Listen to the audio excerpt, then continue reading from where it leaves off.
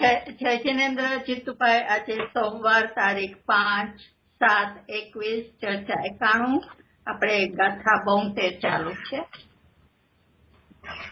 જય જિનેન્દ્ર ભાનુબેન, જય જિનેન્દ્ર રજનીભાઈ.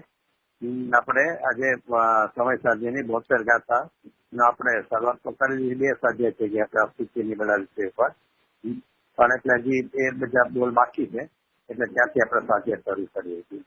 હવે એમાં મારે એક વાત એ કહેવાની છે કે આપણે જે અશુચિના બોલની તો ઘણી સ્વાધ્યાય કરી, આશરો અશુચિ છે એના દ્રષ્ટાંતો ગણાય, પણ ગુરુદેવના 3 દ્રષ્ટાંત એવા છે કે ગુરુદેવ વારંવાર કહે છે કે લેવાના જ ભૂલાઈ ગયા, એટલે એ મને યાદ આવી ગયા એટલે આ 3 દ્રષ્ટાંત કેમ થઈ ગયા અશુચિ માટેના.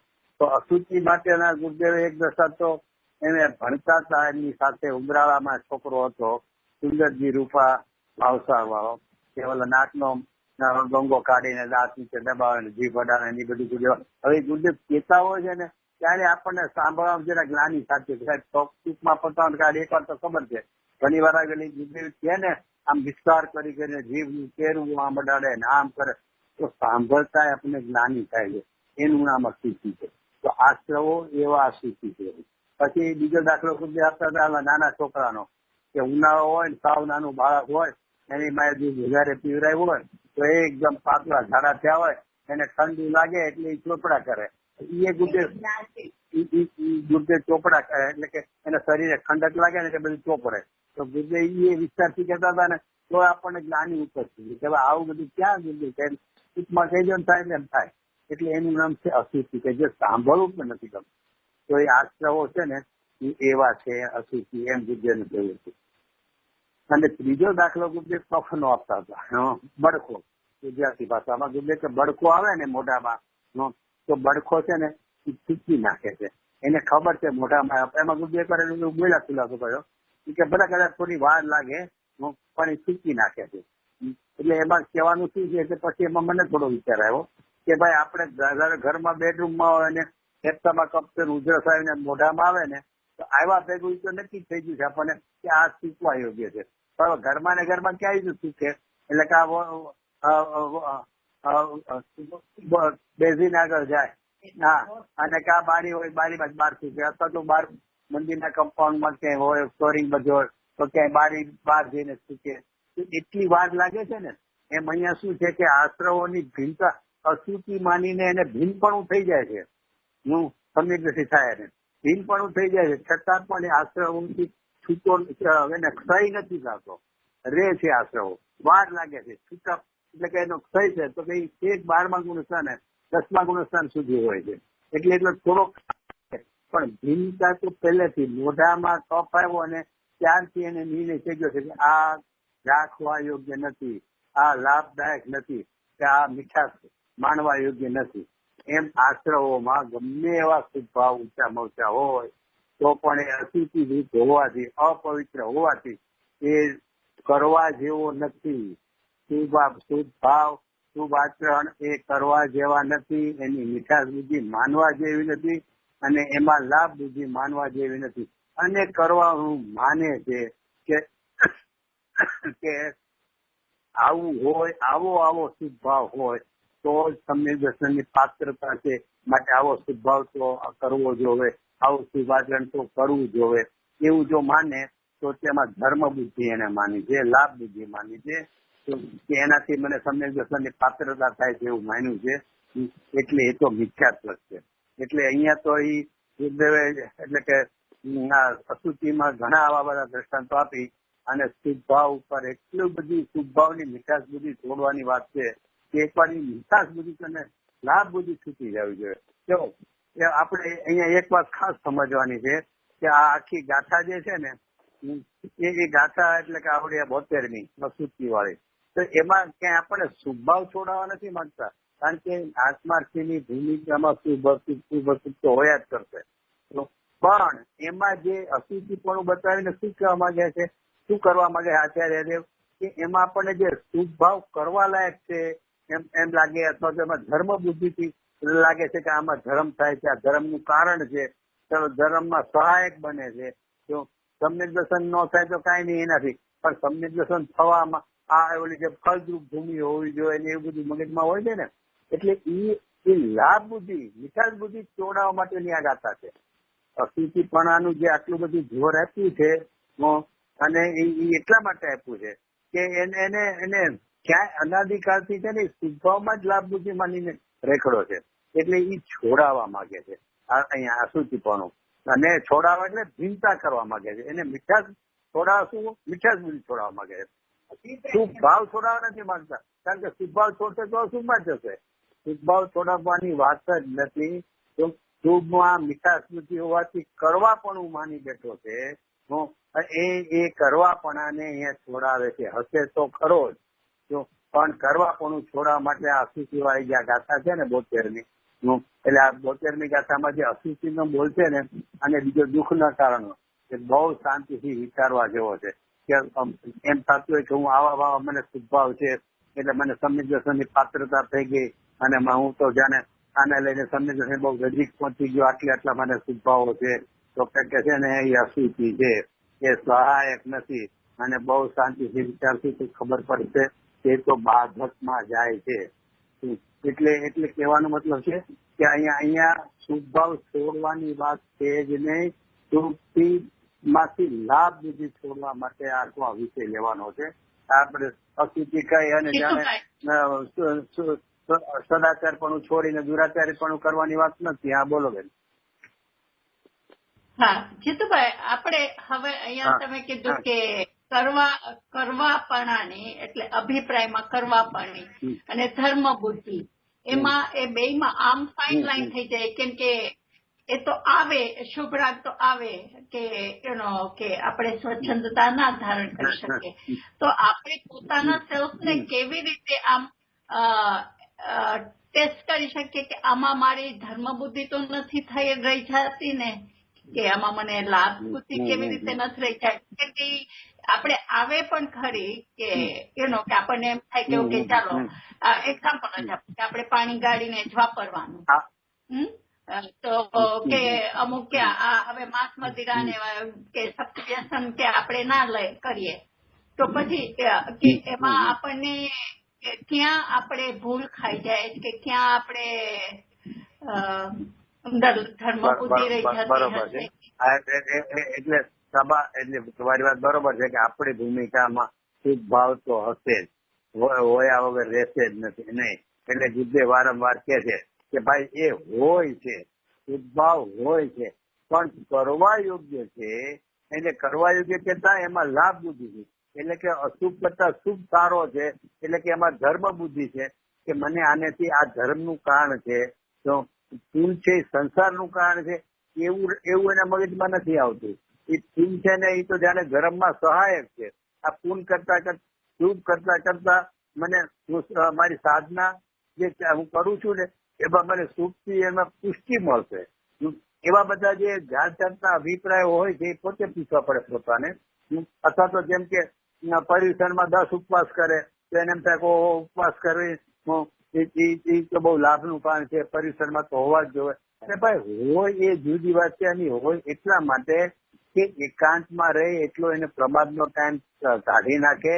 કારણ કે જમવા કરવાનું હોય એટલે ઘરમાં જવાનું હોય, પ્રવૃત્તિ નો હોય, એટલે આત્મ સાધના એટલે કે સતત વિચાર, સ્વાધ્યાય, મનન આદિમાં વિશેષ ટાઈમ મળે, એના માટે હું ઉપવાસ કરું છું એમ એને થવું જોઈએ. એની બદલે એને એમ થાય કે હું તો કઈક સારું કરું છું તો બીજા કોઈ તો આવું કરતા નથી, હું તો કરું છું, એટલે એનો અર્થ છે ને કે હું કાંઈ વિશેષ આમાં કરું છું, તો એની આમાં વિશેષ કોનું ભાઈ છું, તો એને એ વિચારવું જોઈએ કે આ તો શુભ ને અશુભ બંને સમાન જ છે, સંસારનું તાણ છે, એમાં મેં વિશેષ શું કર્યું.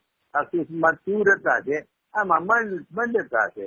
એટલે તીવ્રપણું છોડી અને મનપણું કરવાનું મેં એટલે નક્કી કર્યું કે મારે સ્વાધ્યાય વધારવી છે, આત્મા લક્ષનું જે પ્રવૃત્તિ છે ને એ વધારવી છે, માટે હું આ કરું છું. આ પર્યુષણ છે માટે કરું છું, અને પર્યુષણ આ કરવું જોવે એને માટે નહીં. એવી રીતે પોતે નિર્ણય કરે કે હું શું માનીને કરું છું. તમે કીધું ને કે આપણે કઈ રીતે નક્કી કરવું, તો તે પોતે વિચારવાનું કે હું આમાં શું માનીને કરું. કોઈ પણ પાણી ગળીને પીવું છું તો એમાં ધર્મનું કામ તો યાદ આવવું જોઈએ ને કે આવું તો અનંત વાર કર્યું છે, આ તો ધર્મનું કામ નથી, પણ મને ખબર છે કે અગણ પાણીમાં જીવ હિંસા વધારે થાય છે, જીવ વધારે મરે છે. તો ભાઈ મારા નિમિત્તે કોઈ પણ જીવની હિંસા ન થજો, બસ એવા કોમળ પરિણામ મને વર્તે છે. પણ એ કરવા યોગ્ય છે તો તમે અનંતવાર કરી ચૂકો છો. આનાથી મને ફાયદો શું થયો? કાંઈ નહીં. તો સંસારમાં રખવાનું ચાલુ જ રહ્યું. પણ તેમ છતાં મરે એની કરતા ન મરે એવા ભાવથી હું કરું છું. એમ પોતે પોતાને પૂછી અને જે કરતા હોય એમાં પોતે પૂછે એને વિચારે એટલું તો નિર્ણય કરી શકે ને. હા, એટલે આમ તો ગુરુદેવને સાંભળીએ એટલે આમ તો આપણને ખબર છે કે એમાં કઈ ઓલી ધર્મ બુદ્ધિ નથી, અને આમ તો આપણે ઓટોમેટિક જ દિવસના અમુક વસ્તુ તો ઓટોમેટિક એવી રીતે આપણે કરતા જ હોઈએ. પણ ધીમે ધીમે છે ને, ધીમે ધીમે પછી આપણને સ્વાધ્યાયની પ્રવૃત્તિ પણ એવી લાગવી જોઈએ. હા, એ તો પછી આગળ વધતો જશે ને એને પછી ચિંતન મને ન જ લાગશે કે જે કઈ મેં સાંભળ્યું છે આ શાસ્ત્રવાદીઓ ગુરુજી આગળથી, હવે હું એક ચિંતનમાં જ ચડી જાઉં છું. અને મને લાગે શ્રીમદજીમાં જ સમય આવે છે ને કે એટલું વાંચન આદિ કરવાથી ઓલી તૂટી અને ઓલી વિચાર શક્તિ મંદ પડી જાય, કુંઠિત થઈ જાય છે. એટલે એને શું કરવું જોઈએ કે આ જે કઈ વાંચ્યું છે ને એના વિચાર કેરા કરવા જોઈએ. એ વિચાર એવી રીતે ચાલે કે મેં તમે પેલો જયજયસિંહ જીનેશ્વર પેલો 291 નંબર કે વખત બોલ લખાયો હતો ને એમાં એ બધી લીધી છે ને એની મેળે સહજ ચાલ્યા કરે તો પોતાની મેળે અંદરથી હાલતા ચાલતા જરાક એને ઉપયોગ નવરો થાય કે સૂતો હોય તો હજી ઊંઘ આવતા તો આંખ બંધ કર્યા પૈકી તો ઊંઘ આવવાની નથી, બીજા કઈ વિકલ્પો હાલતા હોય તો એની મેળે અદ્ભુતથી બધા વિકલ્પો ચાલવા માટે કે આનું આમ છે, આ સ્વભાવ આવો છે, આમ છે, જે કઈ એને વાંચ્યું હોય ને એ સંબંધીનું આત્મા સંબંધીનું. એટલે એ બધું અદ્ધરથી ચાલવા મળે. એટલે પછી આ અવલંબન એને એમ થાય કે આમાં ક્યાં મારે આટલા બધા વાંચન કરવું કે આ બધું શાસ્ત્રો વાંચ્યા કરવા છે તે છે, એ પછી એને એમાંથી પાછું વસ્તુ ટોટલ કીધું ને જુઓ તત્વ વિચારનો મહિમા.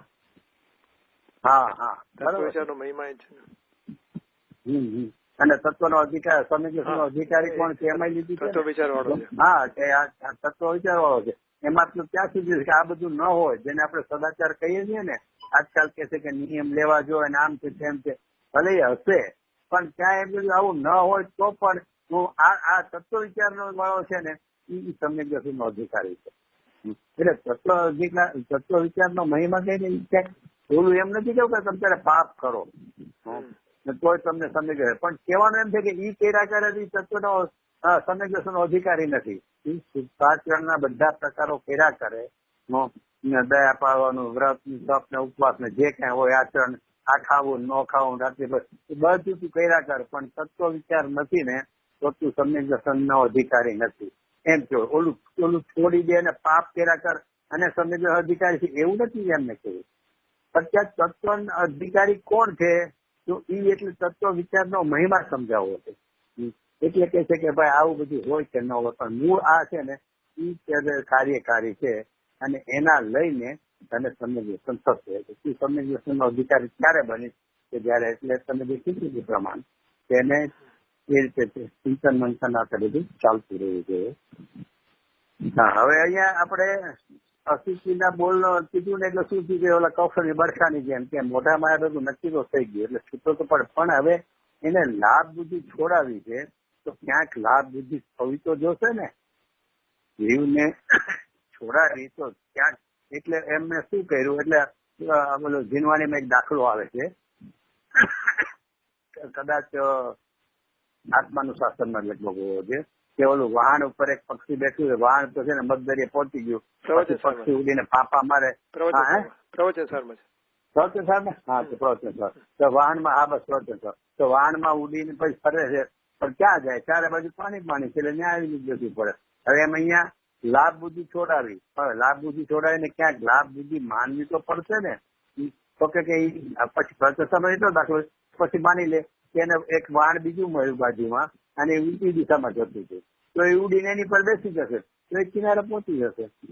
હવે એ દાખલાને આપણે આપણી દાખલો લઈએ તો શાસ્ત્ર દાખલો છે કે એક કોઈ નિમિત્ત જ્ઞાની છે એ વાહનમાં બેઠો છે અને પછી વાહન ઉતર્યું ને દિશા ને આ બધું જોતા એને નિમિત્ત નક્કી કર્યું કે આ વાહન ભલે અત્યારે આટલું તો આવ્યું પણ આ ડૂબી જ જવાનું છે તો હવે શું કરવું? નિર્ણય તો થઈ ગયો કે આ વાહન છોડવા લાયક છે, કારણ કે એની જ્ઞાની છે એને પાકી થઈ ગયું આ વાહન ડૂબવાનું છે અને મારે છોડવા લાયક છે. પણ છોડવું કઈ રીતે? કાંઈક હોય તો ને બસદરિયામાં છોડી તો હું તો પેલા ડૂબી જઈશ. ત્યાં એને વાહન બીજું જોયું કે જે કિનારે જતું હતું તો એ ઉભું રખાવીને એમાં જતો રહે છે, એટલે જતો રહે છે એટલે એ કિનારે પહોંચી જાય છે. એમ અહીં આચાર્ય શું કર્યું કે અશુચિ પણ દુઃખના કારણો એ બધું સમજાવ્યું. એટલે નિર્ણય તો થઈ ગયો, પણ હવે લાભ બુદ્ધિ એમાંથી છૂટી તો બરોબર છે કે આ કરવા યોગ્ય છે કે આનાથી કઈ લાભ થાય છે કે સંસારથી કઈ મુક્તિ મળે છે, એવું બિલકુલ નથી. પણ તો મને લાભ થાય એવું તો કઈક બતાવો. એટલે આચાર્ય શું કર્યું? ભગવાન આત્મા સદાય એમ કરીને 3 બોલ મૂક્યા. જે દુર્ગે આટલા બધા ખુશ થાય ને આ ગાતામાં, ઓહો 3 વાર ભગવાન આત્મા કીધા. ભલે આગળ કહી દે પણ એ 3 વાર કીધા. એટલે એ ભગવાન આત્મા કહીને આચાર્ય દેવે ઓલું બીજું વાહન મૂકી દીધું એની આગળ કે ઓલું વાહન ડૂબવાનું છે, તું એને છોડી દે અને આ ભગવાન આત્મા વાળું વાહન તને બતાવું ને એમાં બેસી જાય. એટલે સીધી ભગવાન આત્માથી વાત કરી. હવે ભગવાન આત્મા જે સાંભળે છે ને જીવ, ત્યાં શું થાય? જેમ આપણે મંદિરમાં દર્શન કરવા જઈએ ને ત્યાં ભગવાનના દર્શન થતા શું થાય? કહો પ્રભુ અવલોક આપ નેત્ર યુગલ મમ સફળ હુએ, માનવ જન્મ સફળ હુआ, અક્ષય સુખ સંપન્ન હુए. એમ આપણે એવા ભાવ જાગે છે કે આપણા નેત્ર સફળ થઈ ગયા, મનુષ્યો સફળ થઈ ગયા અને જાણે મને સુખ જ મળી ગયું અત્યારે જ છે એવું આપણા દર્શનથી મને ભગવાન આત્માની જ્યાં આમ દર્શન કરતા એવું થઈ જાય છે. અને આચાર્ય જે આપણને છે ને આપણા પોતાના ભગવાન આત્માનો મહિમા સમજાવવા માંગે છે કે તું આવો છો, ઓલાની તને મહિમા છોડાવી છુપાવ નહીં, તો હવે તને ક્યાંક તું મહિમા બતાવી જશે ને. એટલે આ આચાર્ય જે એટલી સરસ અહીંયા પહેલી વાપરી છે કે ભગવાન આત્મા પાસે ભગવાન આત્મા એટલે તું તો કેવો છો? સદાય હું સદાય છો ને એની વાત કરીશ. હું ક્યારેક હો ને ન હોય એમાં તો તને અસ્તિત્વ રહેશે, તને વિશ્વાસ નહીં રહેશે ભગવાન આત્મા ઉપર. તો મારે તને મહિમા સમજાવી છે ને તારું સદાયનું શું સ્વરૂપ છે એ બતાવે છે. એટલે તરત જ એમ કીધું કે ઓહો આત્મા તો ભગવાન આત્મા તો સદાય અતિ નિર્મળ, નિર્મળ એમ નહીં અતિ નિર્મળ. અતિ નિર્મળ કહીને શું કેવું છે કે સદાય કીધું છે ને એટલે ઓલી શુદ્ધતા પ્રગટ થાય છે તો એ સદાય નહીં તો હોય ને એનો પેલા નહોતી ને હવે થઈ. અહીંયા તો સદાય પણ બતાવવું છે એટલે કે સદાય નું કીધું ને એટલે અતિ નિર્મળ શબ્દ વાપરો. જેમ ઓલો ત્રીજા કળશમાં કીધું ને વિશુદ્ધ માત્ર મૂર્તિ, શુદ્ધ માત્ર મૂર્તિ, એમ અહીંયા કહે છે કે સદાય અતિ નિર્મળ, સદાય અતિ નિર્મળ ચૈતન્ય માત્ર ભાવ પણ આવડે નાયક હોવાથી અત્યંત પવિત્ર છે. ભગવાન આત્મા કેવો છે એટલે કે તું કેવો છો એ સમજાવવા માટે સદાય કીધો, અતિ નિર્મળ કીધો અને નાયક કીધો. એવો મહિમાવંત છો એમ એને અસુચિ સામે મહિમા વાળો બતાવ્યો. એટલે અહીંયા છે ને ઓલો પેલા મલિનતા હતી અને ટાળીને પવિત્ર થયો, નિર્મળ થયો, ઈ તો લોકો આગળ બિરાજમાન થઈ ગયા એની વાત નથી કરી. અહીંયા તો ભાવમાં ડૂબેલા જીવોને કહ્યું છે કે તું સદાય અતિ નિર્મળ ભગવાન આત્મા છે. ભાવમાં ડૂબેલા એટલે કેમ તો કે સદાય. અને એટલા માટે આપણે વચ્ચે વાત કરેલી યાદ કે પદ્મમલધારી દેવે નિયમતાના 71માં કળશમાં એટલે એમ કીધું છે કે પ્રથમથી જ શુદ્ધતા હોવાથી કઈ નહીંથી ભેદ જાણ. સુબુદ્ધિ ને સુબુદ્ધિમાં પ્રથમથી કહેતા સદાય પેલા નહોતી ને પ્રગટ છે એમ નહીં, પ્રથમથી શુદ્ધતા હોવાથી ભેદ જ એક જાણું કે આ સુબુદ્ધિ છે ને અસુબુદ્ધિ છે. એટલે કે સદાય નો અર્થ શું છે કે પ્રથમથી, એટલે કે કાયમી ક્યારેય નહોતી એવું નહીં, એવો શુદ્ધ છો. માટે અહીંયા અતિ નિર્મળ, સદાય અતિ નિર્મળ ભગવાન આત્મા એમ કહીને એને એક બોલથી સમજાયો કે તું આવો છો, અશુચિ છે તો તું આવો છો.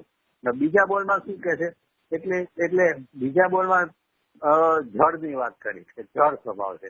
હવે જળ સ્વભાવ એટલે શું તો કે આ રાગ આદિ માત્ર મીઠાશ બુદ્ધિ કરે છો તો લાભ બુદ્ધિ માને છો, પણ ઈ તો જળ, એ તો પોતાને નથી જાણતો અને તને તું લાભ બુદ્ધિ કરનાર છે એને નથી જાણતો તો એ તારો લાભ શું કરશે? એ માણસ તને ઓળખતો જ નથી, હું ઈ તને હું લાભ કરું? ધારો કે પાડોશી હોય, હું એની યારે ગમે એટલી આત્મીયતા રાખીને એનું ભલું કરું પણ એવો લુખ્ખો હોય ને કે મને ઓળખે જ નહીં, એટલે આપણને કાંઈ કામમાં ન રહે. એટલે આપણે એમ કહીએ ને કે સાવ જળ ભરત જેવું છે. એટલે આપણને એની આત્મિકતા રાખવાનો શું ફાયદો, એને શું લાભ આપણને? એમ અહીંયા કહે છે કે આશ્રવો છે ને એ જળ છે, એમાં તું લાભ બુદ્ધિ કરીશ એનાથી તને શું લાભ થશે? એ તો તને ઓળખતા નથી, તો એ પોતાને નથી ઓળખતા, તને નથી ઓળખતા. એટલે કે એ તો એ જળ છે. એ જળમાં આત્મીયતા કરવાથી, પોતાનું માનવાથી તને કાંઈ લાભની કારણ નથી. તું કેવો છો કે ભગવાન આત્મા તો વિજ્ઞાન ઘન સ્વભાવ પણ હોવાથી પોતે જ જ્ઞાન, એ પાછું સદાય વિજ્ઞાન ઘન. ઘન શું કામે કીધું? યુદ્ધ કે છે ઘન એટલે કીધું કે ઘન પદાર્થ હોય ને એમાં બીજી વસ્તુ શીખે નહીં. એ કીધું ઘીનો બધો દાખલો આપતા હતા એમના જમાનાનો. પણ એટલે એ ઘન પદાર્થમાં એટલે અહીંયા એમ કહે છે વિજ્ઞાન ઘન એટલે જ્ઞાનનો પિંડ. ઘન કેવો છે કે એમાં પર દ્રવ્ય કે પર ભાવો એમાં ફેંકતા જ નથી, એટલે કે એમાં એકત્ર કરી શકતા જ નથી. માટે એવો ઘન પદાર્થ છો કે તારામાં રાગાદી ફેંકા જ નથી, સદાય તું એવો છો. અને આવો હોવાથી, આવો વિજ્ઞાન ઘન હોવાથી શું છે તો કે તું તને જાણે છો અને પરને જાણે છો. એટલે કે તું આવો ચેતન જ્ઞાન સ્વભાવી છો એમ કરીને અહીંયા બીજા બોલમાં જળની સામે લીધું. બીજો બોલ છે ને એ જરા મને વધારે ગમે છે. ઓલા જળમાં તો સામાન્ય વાત લઈ લીધી કે એ જાણતો નથી ને પોતે પોતાને કે પરને માટે શિક્ષણ લાભ. પણ દુઃખના કારણમાં તો બહુ વિચારવા જેવું છે કે આપણી માનવામાં જ આપણને તકલીફ થાય એવું છે દુઃખના કારણમાં, કે આશ્રવો દુઃખના કારણ છે. આશ્રવો દુઃખના કારણ છે કારણ કે આકુલતાના ઉપજાનારા હોવાથી દુઃખના કારણો છે. એટલે ચોખ્ખું એમ લખ્યું છે કે આશ્રવમાં તો શુભભાવ જ આપણા દુનિયા મુખ્ય પણ લ્યો, કારણ કે ઝઘડો શુભભાવથી છે. અશુભ ભાવમાં તો બધા આપણે હારે છે, એમાં તો કોઈ ના નથી પાડવાનો કે અશુભ ભાવ આકુલતાના કરનારો. શુભ ભાવને આપણે આકુલતાના કરનારા માનસું કઈ રીતે? દુઃખના કારણો માનસું કઈ રીતે? કારણ કે જે ભાવ તીર્થંકર ગોત્ર બંધાય એ ભાવને ગુરુદેવ જ કેનારા નીકળતા. બાકી તો બધા વખાણ કરતા કે ઓહો તીર્થંકર ગોત્ર બંધાણું, તો ગુરુદેવ કેના રહેવા નીકળ્યા કે જે ભાવ તીર્થંકર ગોત્ર બંધાય એ ભાવ દુઃખરૂપ છે, બંધનું કારણ છે. આવું બધું કેનારે ગુરુદેવ નીકળે. તો આપણને એટલે એનો શું છે કે આશ્રવોને દુઃખરૂપ માનવા એ બહુ મુશ્કેલ કઠિન છે. એનું કારણ બે ત્રણ કારણો છે કે એક તો જે સમ્યક પાત્ર જીવ છે ને એને શુભભાવ જ હોય છે. અશુભની તીવ્રતા એટલે કે દુરાચારી ભાવો એને નથી હોતા.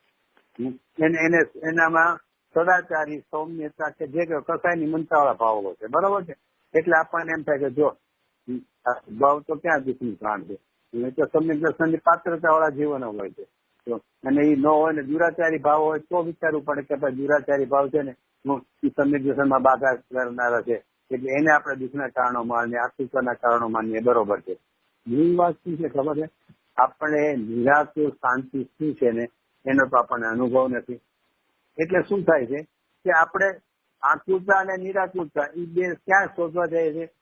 અશુભ ભાવ છે ને એ અશુભ ભાવના ફળમાં અસત્તા છે અને અસત્તાના ફળમાં આપણને આકૃતા થતી દુઃખ થતું હોય છે. એટલે આપણે અશુભ ભાવને આકૃતા અને દુઃખના ઉપજાવનારા કહી શકીએ, એટલે કે માનીએ છીએ. શુભભાવમાં તો શુભભાવમાં તો જો શુભના પ્રતાપ આપણને વિદ્ય મળ્યા, વિદ્યાની વાણી મળી, દિગંબર ધર્મ મળ્યો, સાચી દેશના મળી, એ બધું શુભ વિદ્ય કરતા હતા ને એ મેરુ જેટલા પિનના સ્તોપ બાંધેલા હોય ને ત્યારે તો આ સાચી વાત કાને પડે છે. તો જો શુભને આપણે શુભમાં શાંતિ દેખાય, શુભમાં લાભ બુદ્ધિ દેખાય છે, એટલે કે સુખ બુદ્ધિ દેખાય છે. દુઃખનું કારણ દેખાતું જ નથી. એટલે એ નક્કી કરવાનું છે કે ખરેખર શું આચાર્ય જેવા દુઃખના કારણો કે છે અને આપણને દુઃખ ભાષે છે એ એક વિચારવો જોઈએ. એટલે અહીંયા જે આ 72 ગાથા છે ને મને એટલી બધી આમ એમ થાય કે આમાં ગજબનું આચાર્ય અને રાગની ઓલી કહે છે ને કે બિલાડીની કેર ભાંગી નાખે છે. પછી બિલાડીની લાકડી આવી કે મારે કે એની કેર ભાંગી જાય, પછી દોડે ખરી પણ એ દોડમાં આખી ફેર પડી ગઈ. ઓલી તો કૂદીને જમ્પ મારે ક્યાંય જતી હતી. આ તો પછી ઓલું ખાલી ગતિ કરવા પૂરતી એક જગ્યાએ બીજી જગ્યાએ જવા પૂરતી બિચારી માંડ દોડતી હોય છે. કેમ તો કે એની કેર ભાંગી નાખી. એમાં અહીંયા 72 ગાથા છે ને એમાં શું કર્યું છે? શુભભાવ હશે તો ખરા જ આ ભૂમિકામાં, પણ એ શુભભાવમાં જે લાભ બુદ્ધિની મીઠાશ બુદ્ધિ હતી ને એની કળ ભાંગી નાખી. 72 વીઘા છે. કારણ કે એક વાર મને એક અશુચિ કહી દીધી. એ અશુચિમાં તો આપણે કેટલા બધા જ્ઞાનીના પ્રકારો જોયા. ઓહો, કે આવું એને સંબોધન કર્યું છે. આ શુદ્ધભાવ પણ આવો જ છે કે મૂળ એનું કારણ એ છે કે શુદ્ધભાવને લઈને એ સંસારમાં રખડે. એટલે એને અશુદ્ધિમાં અશુભભાવની હારોહાર જ એને નાખેલા છે. એટલે એક ઈ બોલ અને બીજું આ દુઃખના કારણો. આપણને એમ થાય કે હું આવા શુભભાવ કરું છું તો કે ભાઈ દુઃખના જ કારણો છે. અને એનો ઉત્કૃષ્ટ દાખલો જોવો હોય તો પ્રવચન સારની 79મી ગાથામાં જે કહી દીધું કે ભાઈ આ ધૂર્ત અભિસારિકા છે એના પરમાં અમને બળબળતા અંગારામાં શેકાવાનું છે પ્રવચન સાર. તો એનો અર્થ શું થયો કે શુભભાવ જે કેટલો ઊંચા પ્રકારનો શુભભાવ છે ત્યાં તો છઠ્ઠા ગુણસ્થ અને ભાવલીની સંતનું તો કે ઈ શુભભાવને ફળમાં એને છે ને બળબળતા અંગારામાં શેકાવાનું એને દેખાય છે. એટલે એનો દુઃખનું કારણ છે. એને બેસાડવામાં આપણને બહુ નિર્ણયની કસોટી છે. આમને આપણે એમ કહીએ કે આ શુભભાવ એ છે, શુભભાવ કરવા લાયક નહીં, પણ એને દુઃખરૂપ માની તો જોવો. દુઃખરૂપ માને એટલે આપણે શુભભાવમાં હજી મીઠાશ લાગે છે અથવા તો આકુળતા નથી લાગતી. એટલે એનું કારણ આપણે એમ જ કહી શકીએ કે એની આગલી જે ભૂમિકા છે એ તરફ જવાની આપણે હજી તાલાવેલી નથી. એ જો જેટલી તાલાવેલી હોય ત્રીજી ભૂમિકામાં જવાની, આગલી ભૂમિકામાં જવાની તો આપણે શુભભાવમાં આકુળતા લાગે. પણ અત્યારે આપણે શુભભાવમાં શાંતિ લાગે છે કારણ કે એમ નથી લાગતું કે ચલો હવે આ છોડીને આગળ જવાનું છે. કેડ ભાંગતી નથી. બસ એટલે હું એ પોઈન્ટ પર આવવાનું છું કે પાત્રતા આપણે જે સમજીએ છીએ ને સમ્યક દર્શનની, પાત્રતા સમજવામાં જ આપણી મોટી ભૂલ છે. છઠ્ઠી ગાથામાં પાત્રતા ગુરુદેવ 1 કલાક મલાડ સમજાવી હતી. ખાલી શુદ્ધાત્મા કોણ છે એ પ્રશ્ન ઉપર જ ગાથા લીધી જ નહોતી છેલ્લા 91મી જન્મ જયંતિ વખતે. તો એટલે ત્યાં એક સમજાવ્યું કે પાત્રતા જ એને કહેવાય છે કે શુદ્ધાત્મા જાણવાની ઝંખના, જિજ્ઞાસા અથવા ધગસ તાલાવેલી કેમ હું શુદ્ધાત્માને ઓળખું. ઈ એક જ પાત્રતા છે. ત્યારે આપણા મગજમાં એ ઘૂસેલું છે કે આવા પ્રકારના જે કીધું ને જેને આપણે જૈનોનો આચાર કહી છે, જૈનોનો વ્યવહાર કહી શકીએ અથવા તો મનુષ્ય વ્યવહાર 94 ગાથા પ્રમાણે મનુષ્ય વ્યવહાર કહી શકીએ. હમણાં જ એમને અહીંયા પંચસ્તિકાના પ્રવચન બપોરે ચાલે છે તો ગુરુદેવ એમાં 8-12-69 પ્રવચન પંચસ્તિકાનું લીધું. એમાં ગુરુદેવ શું કીધું ખબર છે? એ જ વાત આવી હતી, એ જ ગાથા યાદ કરી હતી કે આ મનુષ્યનો વ્યવહાર છે 8-12-69 એ કે આ તો મનુષ્યનો વ્યવહાર છે. કયો? તો કે જે આપણે જેને સદાચાર કહે છે આ બધું.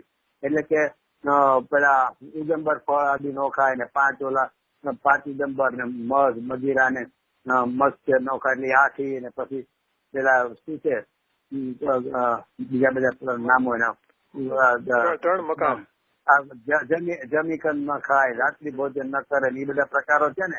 તો આપણને એમ લાગે આ બધાનો મને ત્યાગ વર્તે છે ને, ત્યાગ ઈચ્છે ને સમ્યક દર્શન એમાં બોલે શું કે શું ખબર છે કે આવું ન હોય ને તો સમ્યક દર્શન પાત્રતા નથી. એટલે માણસને બેસી કે હા આવું તો હોવું જ જોઈએ, પણ એટલે એનું વજન આખી શેમાં વળી જાય છે ખબર નથી પડતી. આમાં એક ને એક વાક્ય છે ને કઈ રીતે રજૂ કરો છો ને એની પર બહુ મોટો આધાર છે. દાખલા તરીકે હું તમને દાખલો આપું, એનું નામ નથી આપતો વિદ્વાન. એમને એમ કીધું કે 7મી ભૂમિકા આવે એટલે 7મું ગુણસ્થાન આવે ને એ પેલા નગ્નપણું અને 28મું ગુણ પાલન આદિ એટલે કે દિગંબરત્વ એટલે કે દીક્ષા ધારણ કર્યા પહેલા 7મી ગુણસ્થાન આવતું જ નથી. કારણ કે 4-5 ગુણસ્થાન એકદમ વૈરાગ વધી જાય એટલે દીક્ષા લે છે અને પછી એની સાધનાની ઉગ્રતા છતાં 7મા ગુણસ્થાને જાય છે અને પછી પાછો ક્રિયાઓમાં આવે છે સિદ્ધમાનેમાં એને 6થું ગુણસ્થાન કહેવાય છે. પણ પેલા એમ કે 4-5માંથી એને નગ્નપણું અને આ નિર્ગુણ આદિનું પાલન એ કરે પછી જ 7મા ગુણસ્થાન આવે છે. હવે એમ રજૂઆત કરે એટલે શું થાય એનો અર્થ? એમ જ લાગે કે પેલા નગ્નપણું અને આ મહાવ્રત આદિ છે એના કારણે 7મું આવે છે એમ આખું લાગે. ગુરુદેવ જીવનમાં કોઈ જ એવો વાક્ય પ્રયોગ નથી કર્યો. વસ્તુસ્થિતિ એમ જ છે. કારણ કે નહીં તો 7મા ગુણસ્થાન વાળો જાય ક્યાં વિકલ્પમાં આવે ત્યારે જો નગ્નપણું ન આવ્યો હતો એટલે એને 7મું ગુણસ્થાન આવતું જ નથી ત્યારે. કારણ કે 5મા ગુણસ્થાનમાં તો હજી ગ્રહસ્થમાં છે તો રસમાં એટલી એને લીનતા થતી જ નથી કે સ્વરૂપમાં 7મા ગુણસ્થાન સુધી પહોંચે, એટલી વિગ્રહ સાધના એની થતી જ નથી અંતર પરિણતિમાં, એટલે સાચું કુદરતી નથી આવતી. પણ આને એમ રજૂઆત એમ કરી દે કે આ ધારણ કર્યા માટે આ સાચું આવ્યું છે, તો એ આખી રજૂઆતમાં ફેર છે. એમ હોય છે કે ભાઈ 5મા પછી એ જયારે 7મામાં આવે છે, ભલે નગ્નપણુની ધારણ કરી લીધું, પણ પછી જયારે 7મામાં આવે છે, અંતરમાં એટલી બધી એકાગ્રતા થઈ 7મી ગુણસ્થાન પચે છે ને, ત્યારે વિકલ્પમાં આવે ને ત્યારે આને 6મી ગુણસ્થાન નામ મળે છે. એ પેલા તો ખાલી નગ્નપણું છે. એટલે રજૂઆત કરવામાં શું છે કે આ મારી માં છે એમ ઓળખાણ કરવાને બદલે આ મારા બાપાની બૈરી છે એવી ઓળખાણ કરવા જેવી વાત છે. વાત એકની એક જ લાગે, પણ એમાં એકમાં છે ને માતૃત્વનો પૂજ્યપણાનો ભાવ છે, અને મારા બાપાની બૈરી છે ને એમાં ખરાબ ભાવ છે. તો એટલે કહેવાનો મતલબ છે કે આ બધામાં એવું છે કે એને પાત્રતામાં સમજવામાં ભૂલ થાય છે ને, એટલે તમે કીધું ને કે હજી સુખમાંથી એને સુખ છોડવાનો માનવ થતું જ નથી, એમાં સુખમાં જ નિરાશતા લાગે છે. એનું કારણ આ છે કે સુખને આપણે ઓળખી જ નથી શક્યા, એટલે પાત્રતાને આપણે ઓળખી જ નથી શક્યા, એટલે આપણને શુભમાં નિરાશતા લાગે છે અને અશુભમાં આતુરતા લાગે છે. તે બંનેમાં આતુરતા અને દુઃખના કારણો છે, એ જ સમજાવવા મળે. આખા આશ્રવોનું અશુચિપણું અને દુઃખના કારણોમાં જે શુભભાવ છે ને એ શુભભાવ ઉપર ઘા છે, અશુભમાં તો ક્યાં ને વિચારવું પડે એમ છે. શુભ ઉપર જ ઘા છે અને દુર્દેવ એટલે જ પ્રસિદ્ધ હતા કે શુભ ઉપર આટલા બધા ઘા કરતા હતા, એટલે ઓલા લોકો કે નિશ્ચય આમ તેમ તેમ છે, કારણ કે શુભ ઉપર જોરદાર ઘા કરેલા છે આ બધા શાસ્ત્રના આધારે.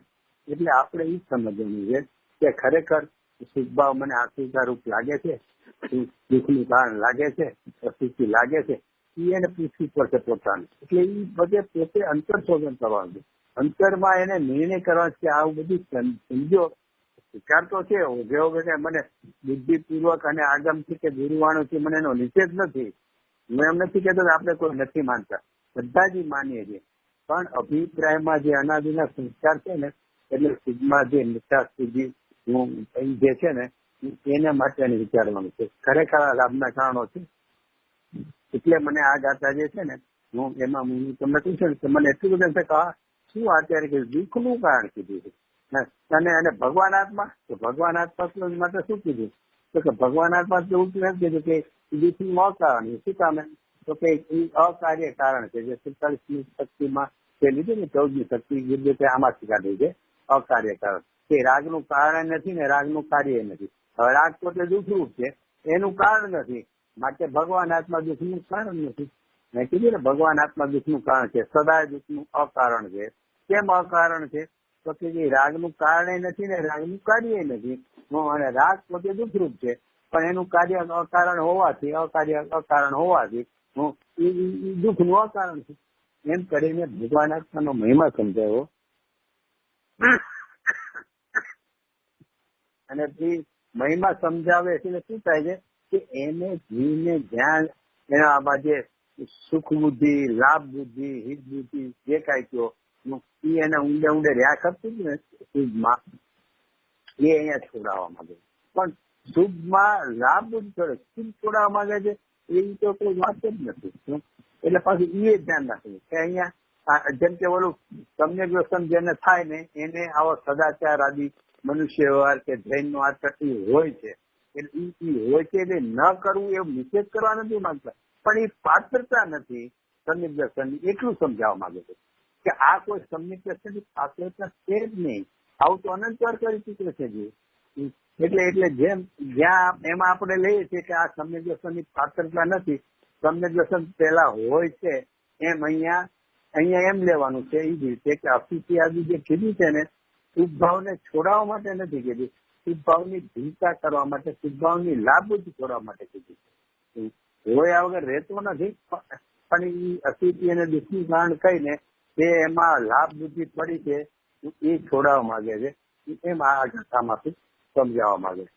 હવે આજે પછી મને એક બીજો વિચાર આવ્યો, આ તો આપણે ગાથાના સંદર્ભમાં ત્રણેય બોલી લીધા, બરોબર છે, પણ મને એક વિચાર એમ આવ્યો હતો કે આપણે અનંતકાળથી 4 ગતિમાં રખડીએ છીએ, બરોબર છે, ચતુર્ગતિમાં રખડીએ છીએ, તો એમાં નરકમાં જે કેટલી વાર ગયો તો કે અનંત વાર ગયો. તો નરકમાં અનંત વાર જવાનું કારણ શું? તો કે દુરાચારીપણામાં મીઠાશ બુદ્ધિ, એટલે કે શેમાં મીઠાશ બુદ્ધિ કે દારૂ, માંસ, પરસ્ત્રી, ગમન, મદ, કત્તલખાના, પૈસા કમાવા, અન્ય પૈસા કમાવા, એ બધા પાપ ભાવોમાં એને મજા માનીને, એટલે કે અસદાચારીપણાને લીધે એ નરકમાં ગયો. બરોબર.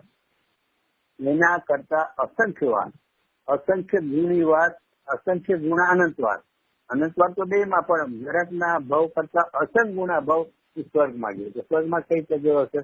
તો કે સ્વર્ગમાં છે ને સિદ્ધમાં જે પ્રવૃત્તિ છે ને, મીઠાશ બુદ્ધિ, લાભ બુદ્ધિ, કડવાયો, એ માનીને એટલે શું કે મદિરા, માંસ, મદ, પરસ્ત્રી, ગમન, અન્ય એની બધાથી મેં હું ત્યાગ કર્યો છે. રાત્રિ ભોજન આદિનો મેં ત્યાગ કર્યો છે. એની બધા જે તીવ્ર કસાયના પરિણામ હતા ને, એના ત્યાગ કરીને શુભમાં હું શુભ કરીને, પણ એટલે કે મીઠાશ બુદ્ધિ પૂર્વક, લાભ બુદ્ધિ પૂર્વક એ શુભ કરીને સ્વર્ગમાં ગયો છે.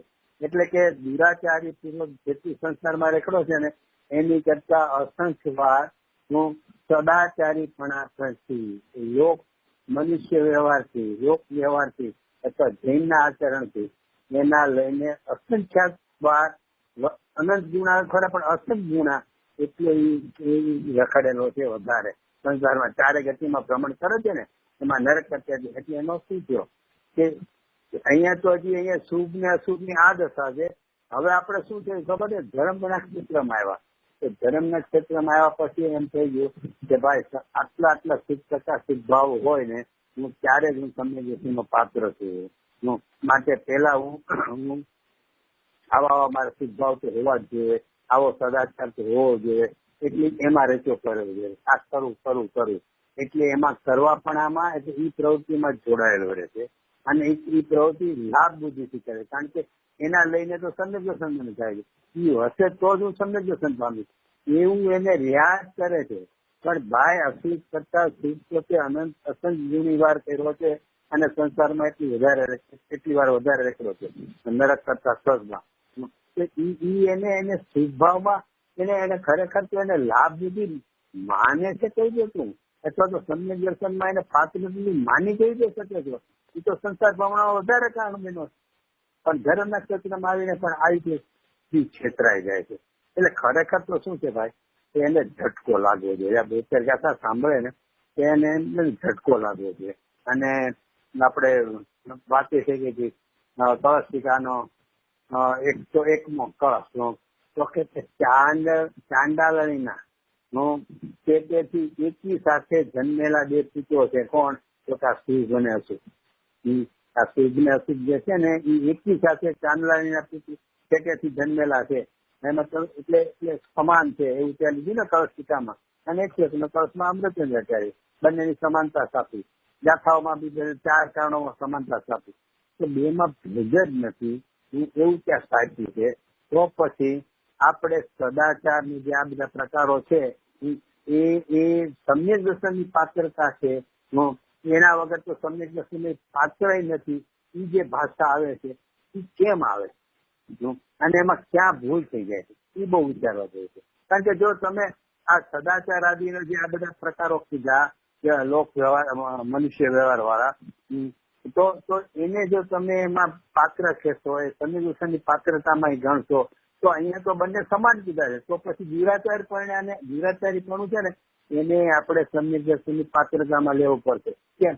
તો બંને સમાન છે ભાઈ. એટલે એનો અર્થ શું થયો? હજી તમને બધા 2-4 દાખલા આપી દઉં, એટલે આજે વિષય પર આપણે ક્લિયર થાય કે ભાઈ સમ્યક દર્શનની પાત્રતામાં આપણે છે ને આ બધી લઈએ છીએ ને, સદાચારનું આટલું બધું, તો બહુ વિચારવા જવું છે. એમાં તમારે જીવ શું કરે છે ખબર કે આ ગુરુદેવ ઘણી વાર કહે છે કે જીવને શું કરે છે કે પોતાનો જે અભિપ્રાય હોય ને એ પ્રમાણે જીનવાણીની વાતને મેળવણી કરીને બેસાડી દે છે.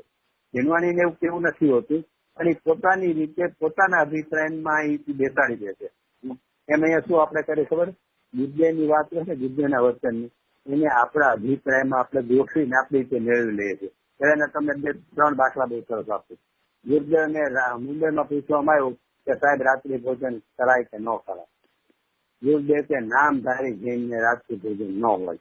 રામજીભાઈ કે સાહેબ પણ અહીંયા મુંબઈમાં નોકરી કરતા હોય તો શું કરવું? તો ગુરુદેવ કે મારે બીજું શીખ કરવું છે. વાત તો ઘણી વાર કરી હોય પણ અહીંયા મારે એ શીખ કરવું છે કે ગુરુદેવ કહે છે કે તો મુંબઈ છોડી દેવું. બરોબર છે.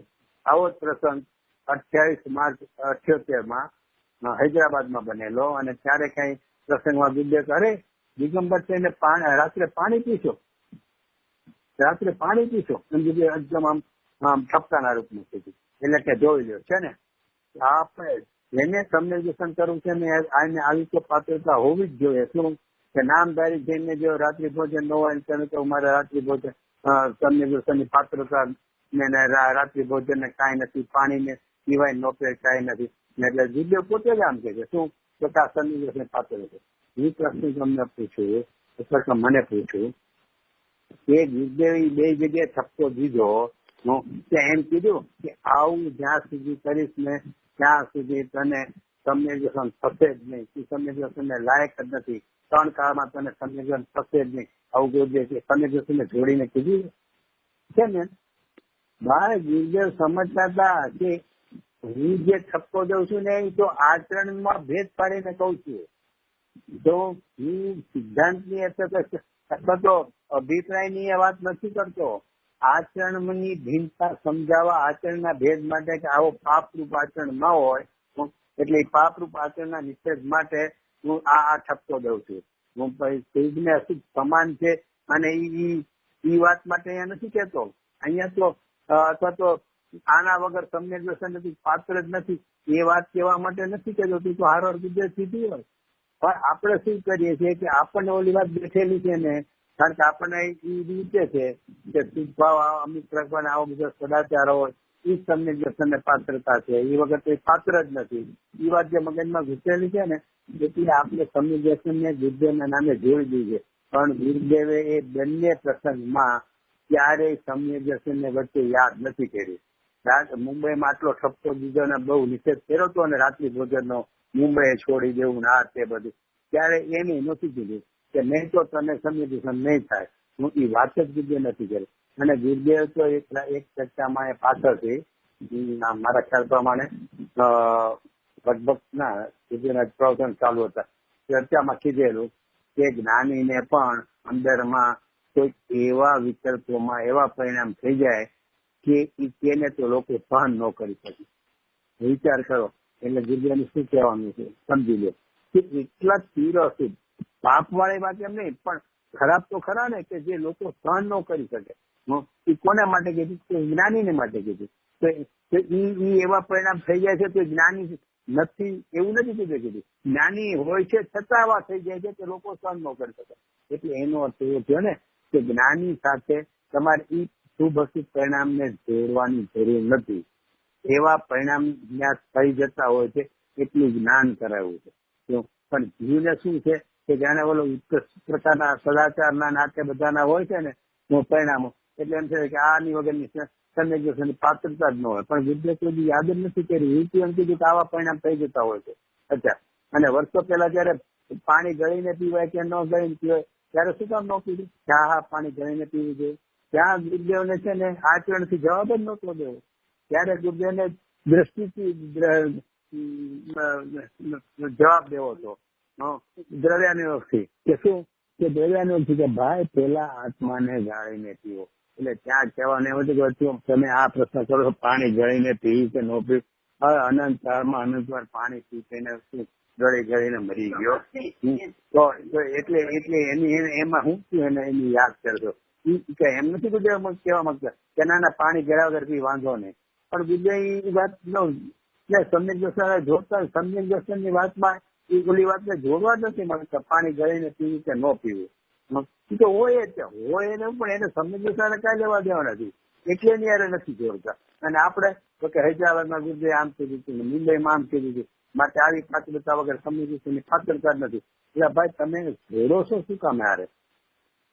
એટલા માટે આમાં રેકોર્ડિંગ થાય છે એટલે દાખલા આપી દઉં. હા તમને આટલું આ એક્સેપ્ટ થશે કે સદાચરણ થી પાત્રતા નહીં અને સદાચરણ વિના પાત્રતા નહીં એટલું એક્સેપ્ટ થાય છે? ના સદાચાર વિના પાત્રતા નહીં સિદ્ધાંત નહીં બેસે. હા એનું કારણ છે કે મનુષ્ય ગતિમાં જોવો, તિર્યક ગતિમાં જોવો કે નરક ગતિમાં જોવો તો તમારી નિયમ નહીં બેસે. ધારો કે તિર્યક નરક ગતિમાં તો સવાલ જ નથી, ત્યાં તો કસાયની જ પરિણતિ છે, વ્યસ્ત બધી પરિણતિ છે, અને ત્યાં સદાચાર પછી તીવ્ર કસાયના જ પરિણામ છે અને અમે સદગત પામે છે. એટલે સદાચાર વગર, જેને આપણે સદાચાર વગર પાત્રતા નથી તે નિશ્ચિત થાય. અચ્છા, મનુષ્ય ગતિમાં ભાવમાં આપણે મનુષ્ય ગતિમાં અંજન ચોટની બધાને ખબર છે કેટલો સુશીલ હતો, છતાં એને કેવો આગળ વધી ગયો, વહી ગયો મોક્ષ. અચ્છા, એમાં તમે કદાચ ટાઈમ ફેક્ટરે લાગ્યો છે, પણ આ ક્ષણિક રાજાના દીકરાને તો રાજમાં ન રાખી શકે એટલો દુરાચારી હતો કે રાજથી બહાર કાઢી મૂક્યો હતો, કે રાજમાં પગ નહીં મૂકવાનો.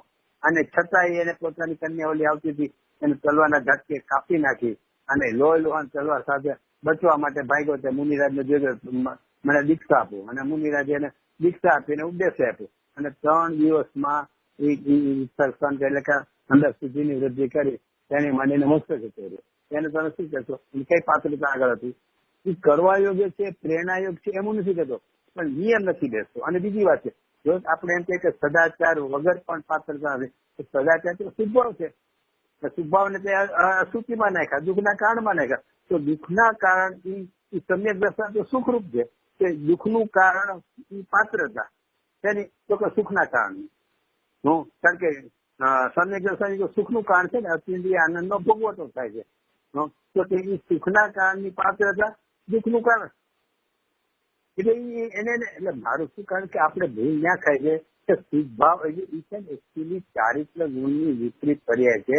કોઈ તીવ્ર વિપરીત છે, કોઈ મન વિપરીત છે, તીવ્ર કથા ને મન છે. એ ચારિત્ર ગુણની પર્યાય. એ ચારિત્ર ગુણને આપણે શું કરીએ છીએ ખબર?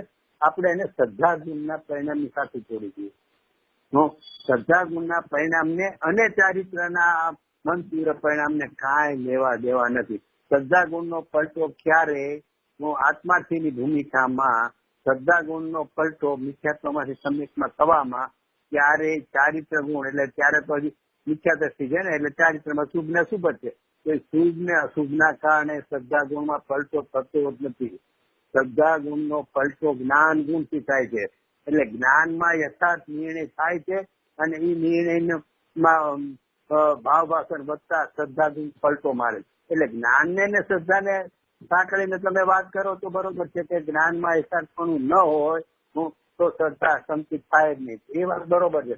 પણ ચારિત્રમાં શુભ અશુભ ભાવ નો ત્યાગ કરીને શુભ ભાવ કરવો જોઈએ. શુભ ભાવ જો ન હોય તો શ્રદ્ધા મિથ્યાત્વમાંથી સમ્યક થતી નથી, એવો કોઈ સિદ્ધાંત જ નથી.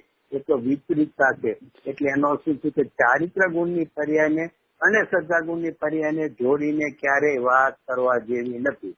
એટલે કે તમે કીધું ને કે ભાઈ સદાચાર વગર પાત્રતા ન હોય તો એમ છે જ નહીં. સદાચાર છે એ શુભ પરિણામ છે, એ વિકારી ભાવ છે, દુઃખનું કારણ છે, અશુચિ છે, જળ છે. અને હજી આગળ 74 ગાથામાં તો 6 બોલ આપશે. એટલે આગળ 6 બોલમાં છે 74 ગાથામાં કે ઈ શુભ ભાવ એટલે કે સદાચાર એના વગર પાત્રતા ન હોય એવું બને જ નહીં. હજી ત્રીજો દાખલો એવો હતો કે પાડાનો પગ કાપી નાખ્યો અને બચવા માટે એને જેલમાંથી છોડીને મુનિ આગળ પહોંચી ગયો, દીક્ષા લઈ લે તો હું છોડી દઈશ મંત્રી કે. એટલે ઓલા બચવા માટે મુનિ આગળ પહોંચી ગયા, ત્યાં દીક્ષા લીધી અને ઉપદેશ સાંભળીને 22મા દિવસે કેવદાન પામી ગયો. તો એ પીવત એને દુરાચારીપણું હતું, ક્યાં એને સદાચારીપણું હતું. એટલે મારું શું, એટલે સદાચારીપણું ન કરવું અને હું સમ્યક દર્શન પામી જાય એટલે કે દુરાચારીપણું કરતો રહું, અન્ય અનિતિ કરતો રહું, તો પરસ્ત્રી ગમન કે જે કઈ દારૂ માંસ પીતો કરું અને હું સમ્યક દર્શન પામી જાય એમ હું નથી કહેવા માંગતો. એવું બીજે નથી કહેતા. પણ તેને જોડવાની વાત જે છે ને એની હારે નિશ્ચય છે કે જેને સમ્યક દર્શન પામવું છે એની જેને જિજ્ઞાસા છે ને એના પરિણામમાં આવા કોમળ પરિણામ હોય છે. એટલે કે જેને સદાચાર કહે ને એવા પરિણામ સહજપણે હોય છે, પણ એ નિયમ રૂપ નથી. અને નિયમ રૂપમાં તો ઓલા ભાઈએ લખ્યું ને હસમુખભાઈ દોસ્તી, એમાં અમુક વાત ભલે આપણને ન બેઠી પણ એમાં જેને વાત કીધી બરોબર છે કે સમ્યક દર્શન થયા પછી પણ નિયમ રૂપ આવા પરિણામ હોય એવું જરૂરી નથી. કારણ કે અવ્રતી સમ્યક દ્રષ્ટિ કહેવાય છે ને, એટલે ત્યારે વ્રત નથી.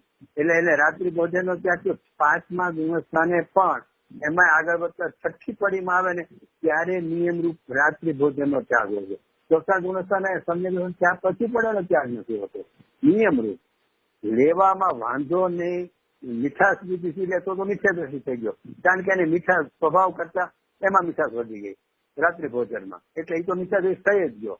પણ એને જે નિયમ લગાડવો હોય ને એ છઠ્ઠી પડીમાં લાગે છે. એટલે કહેવાનો મતલબ શું છે કે ભાઈ 144ની ગાથામાં સમ્યક દર્શનની વિધિ સમજાવીને ત્યાં ક્યાંય એમ નથી લીધું કે પહેલા સૌ પ્રથમ આવો સદાચાર કરવો, આ 8 પ્રકારના ઓલા ઉદંબર ફળ ને પછી આ રાત્રિ ભોજન ત્યાગ ને બીજી સદાચાર સૌ પ્રથમ એ કર અને પછી આત્માનો દાન સ્વભાવે આત્માનો નિર્ણય કરે એવું લખ્યું છે કે ત્યાં તો સમ્યક દર્શનની આખી વિધિ સમજાવી તો એમાં યાદે નથી રહેલું સદાચાર ને.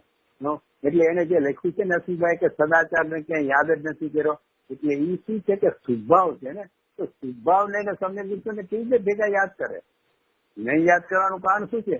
તો આખું સમયસાર છે એ આખી સ્વભાવની દ્રષ્ટિ કરાવવા માટે છે.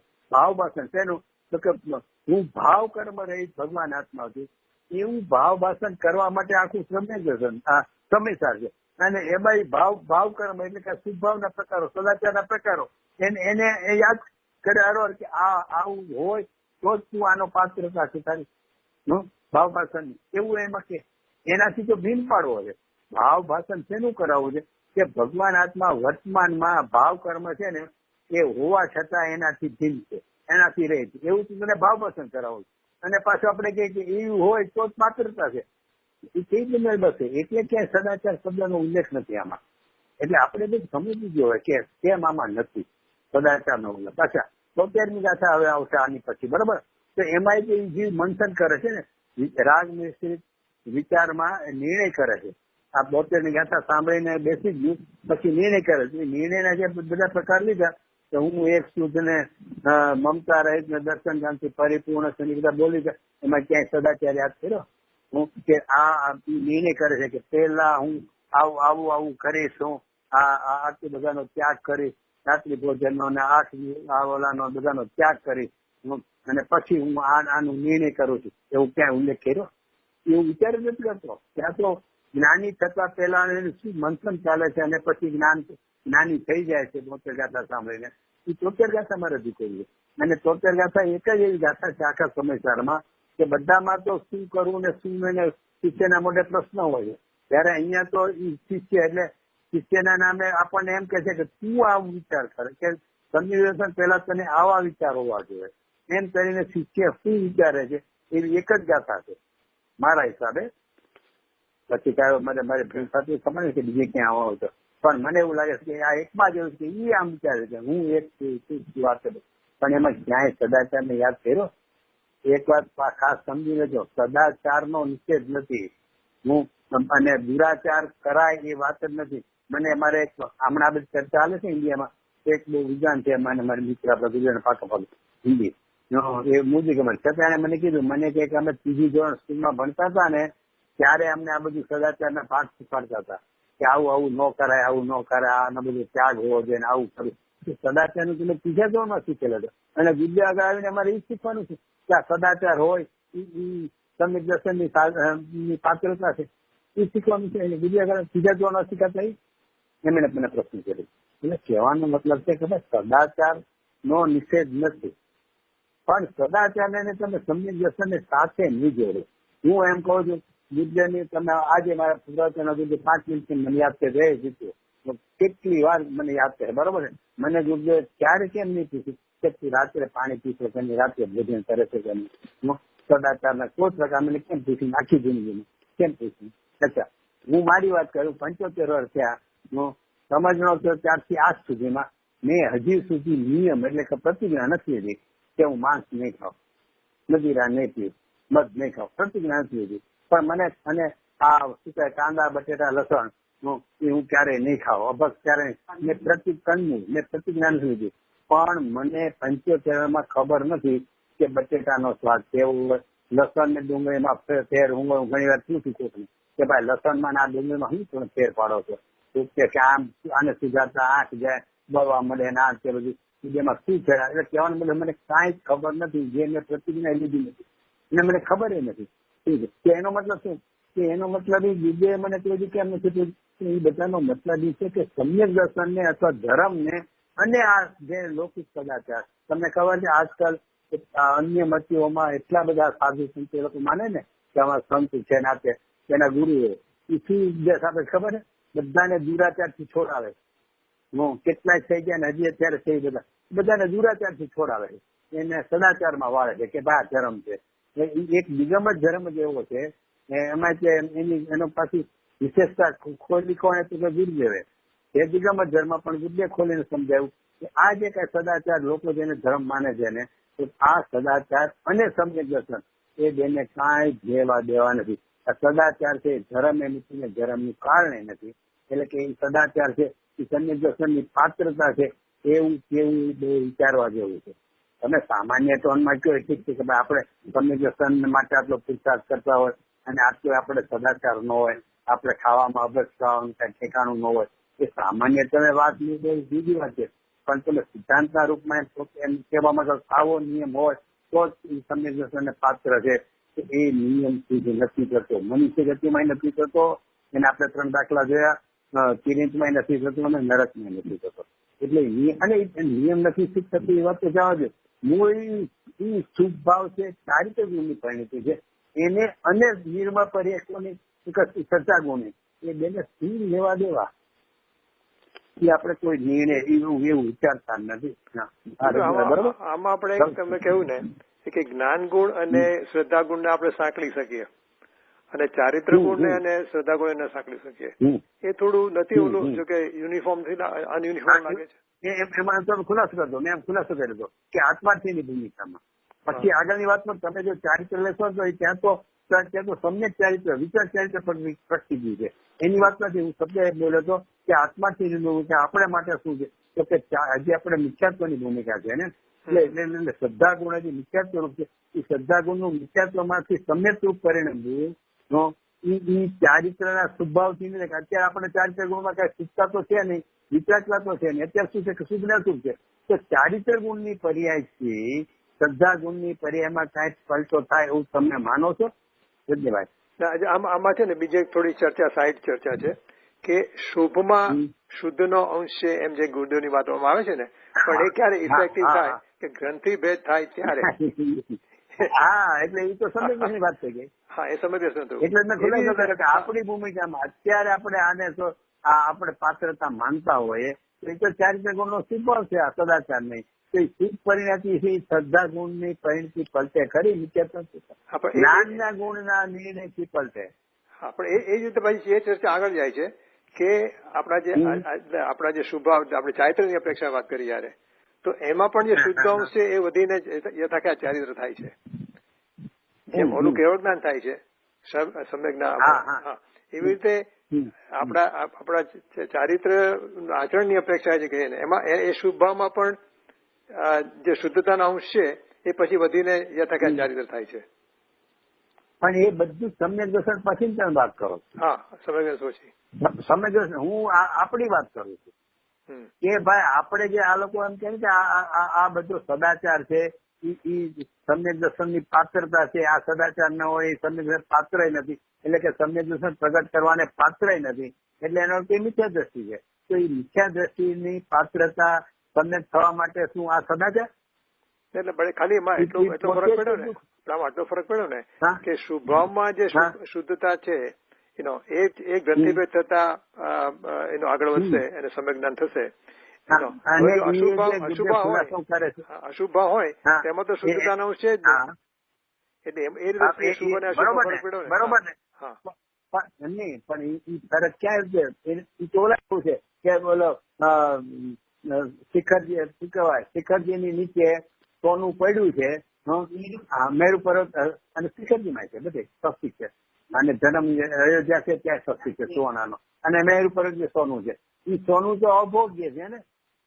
એમાં તમે શુભ ને અશુભમાં જે શુદ્ધતા પડેલી છે કે અશુભમાં નથી ને શુભમાં છે, પણ એ અશુભમાં નથી ને શુભમાં છે, પણ બંને અભોગ્ય છે, મિથ્યા દ્રષ્ટિ છે. ત્યાં તેમાં શું ફેર પડ્યો શુભ ને શુભમાં? હોય કે કોઈ આર્ગ્યુમેન્ટ કરી નહીં, પણ શકે મિથ્યાદર્શીને માટે કાંઈ ફેર નથી, મિથ્યાદર્શીને કાંઈ ફેર નથી પડતું. ને આપણે આર્ગ્યુમેન્ટ કર્યું હોય ને તેમ થાય ને કે જો આપણે કે હા.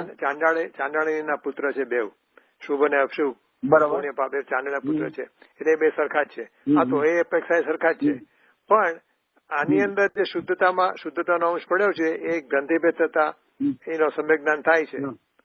તો અશુભમાં એવો કોઈ અશુભમાં કઈ શુદ્ધ ભાવ નથી પડ્યો કે જે ગ્રંથિભેદ થતા બરોબર ને, બરોબર ને. પેલા તો ગુરુદેવનો ખુલાસો કર્યો છે કે અશુભમાં તો નથી જ, બરોબર. અને ગ્રંથિભેદ થાય છે શુભમાં, જે શુભનો છે ને એ પણ ક્યારે આગળ વધે છે તો કે શુભને ટાળતો જાય છે. એટલે કે સદાચાર હારે રાખ્યો નથી. આપણે તો સદાચાર વડે સમ્યક દર્શનને લઈએ છીએ ને પાત્રતામાં, કે શુભમાં છે ને અશુભમાં નથી. પણ ત્યાં તો જે શુદ્ધનો અંશ છે ને એ ગ્રંથિભેદ પછી આગળ ક્યારે વધે કે શુભને ટાળતો જાય છે, શુભને હારે નથી લેતો જતો. બરાબર. યથા ક્યાં છે ત્યાર સાથે હારવાર શુભ હારવાર છે કે શુભને ટાળ ખુલાસો કર્યો કે ગ્રંથિભેદ થયા પછી પણ શુભને જેમ જેમ ટાળતો જાય છે ને ત્યારે ઓલો શિક્ષાનો હશે ને એ પ્રગટ થઈને આટલો આગળ વધે યથાકાત પહોંચે છે. બીજો ખુલાસો કર્યો છે કે શુભને ટાળતો જાય ત્યારે તો પછી ક્યાં દિવસ ઓલામાં શુભમાં છે ને શુભમાં છે પણ શુભને ટાળી નાખવો પડે છે તોય તમને મળે છે યથાકાત ચાલુ કરવાનું. એટલે એમાંય બેસતું નથી, એટલે સમ્યક થયા પછી બી બરાબર છે. એટલે કોઈ પણ હિસાબે જે આપણે મારું તો ક્યાં ગુરુદેવના બધા દાખલા મેં જોયા કે ક્યાંય ગુરુદેવ આપણે છે ને ગુરુદેવના દાખલાને આપણી રીતે બેસાડી દઈએ છીએ. તો જો હૈદરાબાદમાં આમ થઈ ગયું ને મુંબઈમાં આમ થઈ ગયું ને, અરે ભાઈ એ બધું આચરણની ભેદ પાડીને ઠપકો દીધો છે.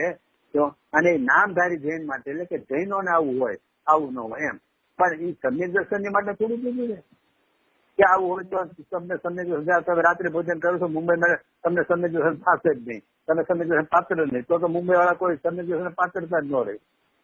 હા, તો ઓલા અજમેરમાં રહેતા હતા ન્યાલભાઈ સોગાની, એ 12 ગામ વાળા હતા, એ પાત્રતા ન રહે. આપણને ખબર છે કે એને રાત્રે કોઈ ખાધું હતું નહોતું ખાધું. એટલે એની અરે મતલબ શું, એ વસ્તુ બે ગુણની આખી પર્યાયની પરિણતિમાં એટલો બધો ફેર છે. મિથ્યાત્વની અવસ્થા હશે ત્યારે ચારિત્ર ગુણના પરિણામને તમે એની હારે શ્રદ્ધા ગુણને લેવા, એને કાંઈ ફેર નહીં પડે. જો એનેથી ફેર પડતો હોય ને તો આપણે એક જ વાર દ્રવ્યલિંગ ધારણ કર્યું હોત, બીજી વાર ધારણ કરવાનો વારો જ ન હોત, સંતુલિત થઈ ગયા હોત. અનંત વાર દ્રવ્યલિંગ ધારણ કરવું પડ્યું. શું કામે? ચારિત્ર ગુણની પરિણતિ, એનાથી શુદ્ધભાવમાં એમાંથી શ્રદ્ધા ગુણમાં ફેર જ નથી કર્યો. અનંત વાર એને ધારણ કર્યો ને ચારિત્ર ગુણનું આ સદાચાર પણ તો કે આજ સુધી એને આપણને કે કોઈને એ શ્રદ્ધા ગુણ પડતો માર્યો જ નથી, કાંઈ મતક જ નથી આપી. એટલે સમજવા નથી બેને તમે મેળવીને વાત નહીં કરો ભાઈ. સદાચાર નો નિષેધ નથી. મુમુક્ષુ ભૂમિકામાં એના સહજ એવા પરિણામ હોય એવા જ બાજુ. અને આચાર્ય ટોડરમલજીએ તો લીધું જ છે ને કે મંદ કસાયના પરિણામમાં જેને તત્વ વિચાર ચાલે છે, તીવ્ર કસાય વાળાને તો તત્વનો વિચાર ચાલતો નથી, તો એની ક્યાં ના પાડે છે. પણ એને તમે પાત્રતા માનતા હો તો એનો નિષેધ. અને બીજી વાત છે એ તો નથી આમ વાત કરી કે મંદ કસાયમાં તત્વના વિચાર ચાલતા હોય, પણ બીજી વસ્તુ એ છે કે જે તત્વના વિચાર ચાલતા હોય છે એ પોતે જ મંદ કસાય રૂપ છે. બરાબર. પણ ઠીક છે, એ બીજું આપણે લોકોને શું લાગે, મને મારે ખાસ મિત્ર છે અમારે બહુ ચર્ચા છે પણ મતદારી એ મૂડી ગમારી છે ભાઈ. એને મારી આ વાત સાંભળીને અત્યારે મેં આ બધી 1-2 વાત કરી કે ભાઈ આ સદાચાર ને દુરાચાર પાત્રતાની યારે નહીં જોડવાની. તો એ કે તમારી વાત સાંભળી મને એવું લાગે છે તમે તો જીનવાણીની કે આમાં તો વિરાજના થતી એવું લાગે છે.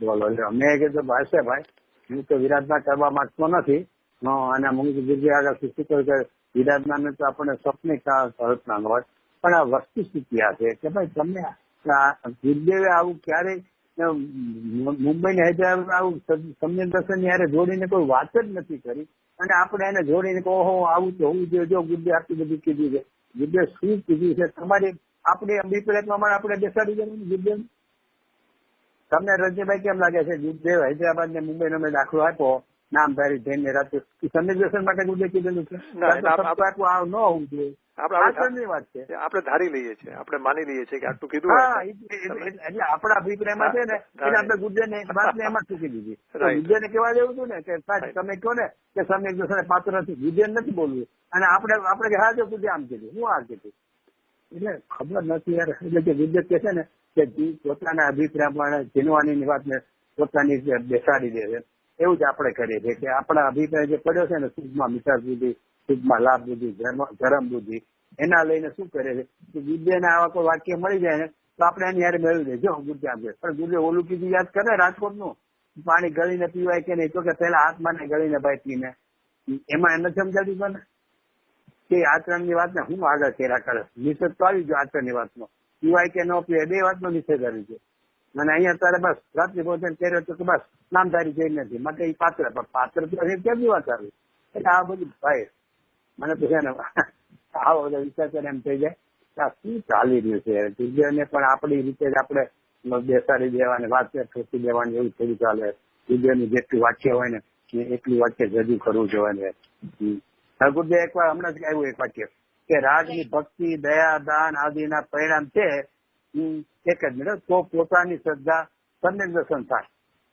એટલે પોતાની જે શ્રદ્ધા છે એની સમ્યક દર્શન કેમ પરિણામ, તો કે રાગ થાય એટલે ભગવાનની ભક્તિ આદિનો રાગ, દયા, દાન, જે બધા શુભ પરિણામો છે ને એ છે ને તો મને મારી શ્રદ્ધા છે ને સમ્યક દર્શન થાય. ગુરુદેવ કહે છે એમ નથી. આટલું ચોખ્ખું તો કે છે કે આ છે માટે થાય એમ નથી. હવે આટલું કેટલું આપણે એક જ વાત આવું છે ભાઈ. ચાલો, એટલે મને આ 72ની ગાથા વિષયમાં બહુ ગમ્યું કે આવો સદાચાર ને બધાનું આપણે આખું કહીએ, પણ અહીંયા તો અસ્તુતિ, દુઃખના કારણો અને જળ આટલું બધું તો છે. હજી 74ની ગાથામાં ઓર ધોકા મારશે. એટલે બહુ આ ગાથાઓ બધું અંતર્મંથન કરવા માટે બહુ ઉપયોગી. ચાલો, ઓકે, આપણે બુધવારે ને નેક્સ્ટ. હા, બુધવારે બરોબર કઈ હોય તો પ્રશ્ન કરવા હોય એવું નહીં કે જીતુભાઈ કેટલા મંગળવારે હું સમજવા બેઠો. ગુરુદેવના પ્રવચનમાં તો બધે મૂર્ત આત્માને ઓળખ એવું જ બધું આવે કે આના લક્ષ્ય જ સમ્યક દર્શન થાય છે. આવી રીતે કોઈ દિવસ આવ્યું નથી મેં નોટ કર્યું, પણ આપણે આપણા અભિપ્રાય પ્રમાણે એ બેસાડી દઈએ છીએ. એટલે એ તમારી વાત બહુ સરસ, કેમ કે હમણાં અમે છે ને સમયસાર નાટક ઉપર સુદીપ જૈન છે ને એમણે લખી છે. હા, તો એ વાંચતા હતા લાસ્ટ વીક. તો એમાં કંઈક આવ્યું કે આ એટલે આ સપ્ત વ્યસન નું હતું ને પછી એનો વિશેષ અર્થ એમણે લખેલો છે. તો એમાં પણ એમ હતું કે જો આ બધું હોય તો સમ્યક દર્શન થાય નહીં. એટલે પણ હવે મને એક્ઝેક્ટ મારી ગોતી ને હું તમને ખાલી જસ્ટ પછી મોકલીશ પેજ ખાલી જસ્ટ તમારે આમ લખેલું છે આવી રીતે આમ જો. ત્યારે મને એમ થયું કે આ બધું આપણને સાચું લાગવા માંડે. એમાં વજન ફેર છે. એમાં શું છે, હોય ભલે એમાં જ પણ એમાં વજન ફેર છે. વજન બધું એની ઉપર હોય જાય છે. જાણે આવું ન કરવું ને કરવું એના પર હોય જાય છે. કરવા ન કરવા પર હોય જાય. એટલે એનું આખું વજન કરવા ન કરવો પર હોય. એટલે તો આચરણમાં હોય છે. અને અહીંયા તો આપણે અભિપ્રાય સુધારવાની વાત. ઠીક છે, ચાલો. એટલે તમે કીધું ને કે ગુરુદેવની વાણી પ્રમાણે જ બધે હોય ને કોઈ નિમિત્તભૂત થાય સમ્યક દર્શનમાં. પણ એમાં ક્યાંય એ લોકોને જો મચક હોય વક્તાઓને હું આવીને આવી થોડી અભિપ્રાયમાં ફેર હોય તો એ ગુરુદેવની વાણી આપણને સમ્યક દર્શનમાં કારણ ન બની, જેને પ્રત્યક્ષ શાંતિ મળ્યા. એનો કદાચ અભિપ્રાય ના હોય, પણ આપણે એવી રીતે કે તમે કીધું ને કે જેમ ગુરુદેવ નો પણ સાંભળીને આપણે આપણો અભિપ્રાય થી સાંભળીએ ને આપણે એવી રીતે બનાવી લઈએ કે હા જો ગુરુદેવ આમ કીધું એટલે આ થાય. બે ને બે જોડીને આપણે કરી લઈએ, પણ ગુરુદેવે એવી રીતે કીધું જ નથી. હા, ઈ તો વળી ઓર ભૂલ. આ તો બીજા વક્તાનું બી સાંભળે તો એ સમીકરણ થાય કે નહીં, ગુરુદેવ પ્રમાણે કે છે. પણ ભાઈ ગુરુદેવ પ્રમાણે અમુક વાત તો કે ગુરુદેવ પ્રમાણે જે ધોરી માર્ગ હોય, જે તે દ્રષ્ટિનો વિષય છે ના તે બધી વાત, પણ પાછી આવી બધી અંદરમાં સંશય પડ્યા હોય કે એમાં ઊંડે ઊંડે શુભ ભાવથી મને જે વ્યવહારનો પક્ષ છે શુભનો, એવું જે સંશય વાળું છે એને ભલે ખબર નથી વક્તાને, પણ એનું સાંભળવા એ આપણને નિમિત્તમાં બાંધ્યું કમ્યુનિકેશનમાં. અને ઉલટું ક્યારેક આપણે એની જે માનતા કરીએ તો આપણે ભૂલમાં ચડી જઈએ. એટલે છે કે આપણને એ બધું સાચું લાગવા માંડે, કેમ કે આપણામાં ઊંડે એવું કદાચ બેઠું હોય કે એટલે મર્યાદિત હોય ને એનો આપણો ક્ષેત્ર મર્યાદિત હોય ને વિશેષ ક્ષેત્રમાં એટલે એવી દલીલ આદિથી કે તો આપણને બેસવા માંડે ઘણી વાર. હવે ગુરુદેવનો એ અભિપ્રાય જ નહીં વાત. આપણે ટાઈમ થયો અત્યારે, પણ આપણે પછી વાત કરશું કે એ જે વક્તા હોય એ ભલે એની અમુક જે વાતો આપણે જે વાત કરી કે એમાં એની દ્રષ્ટિ જરા જુદી હોય, પણ પ્રયોજનભૂત વાત સરખી હોય ગુરુદેવ જેવી, અને જે આ સમ્યક દર્શન થાય પાત્રતા ને એ વાત બરાબર ના હોય પ્રયોજનભૂત વાત કોને કહેશો તમે? પ્રયોજનભૂત વાત એટલે ખાલી દ્રષ્ટિનો વિષય ને સમજાય પ્રયોજનભૂત વાત. અને આ શુભરાજ સદાચાર છે એ ધર્મનું કારણ છે, સમ્યક પાત્રતા એ અપ્રયોજનભૂત વાત છે. એમાં તો એ શુભ ભાવથી ધર્મ બુદ્ધિમાની સદાચારમાં એ ક્યાં અપ્રયોજનભૂત છે? એ તો મૂળમાં જ છે.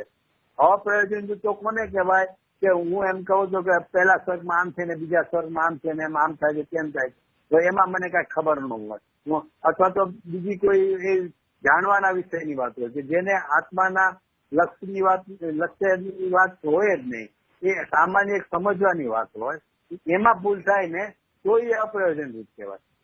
આ તો પ્રયોજન, આ તો સિદ્ધાંતિક આત્માને પામવાની રીતમાં જ એની ભૂલ છે. એને સદાચાર પણ હોય એને પાત્રતા દેખાય, એ તો સિદ્ધાંતિક ભૂલ છે. એટલે કે એ અપ્રયોજનભૂત નથી, એ તો પ્રયોજનભૂત ભૂલ છે, મૂળમાં ભૂલ છે. અનઇમ્પોર્ટન્ટ માણસ મળે આ તો મૂળમાં ભૂલ છે ને. અમે પણ ક્યાં છે આમાં તમે શુભમાં જ ધર્મ માનવા માંગો, શુભમાં જ લાગી પડશો કે પેલા હું બધા આ પ્રકાર શીખવા. અરે ભાઈ એટલું તો સમજો કે 144 કે 73 ક્યાંય સદાચારને યાદ નથી કર્યો. હું કે પેલા આમ તું કર અને પછી આમ કર તો સમ્યક એવું કીધું જ નથી. એટલું તો વિચારીએ જે સીધે આપણને સમ્યક વિધિ સમજાવે છે એમાં યાદ નથી કર્યો તો કેમ એને પાત્રતામાં લેવાય. બરાબર. ઓકે, ચાલો.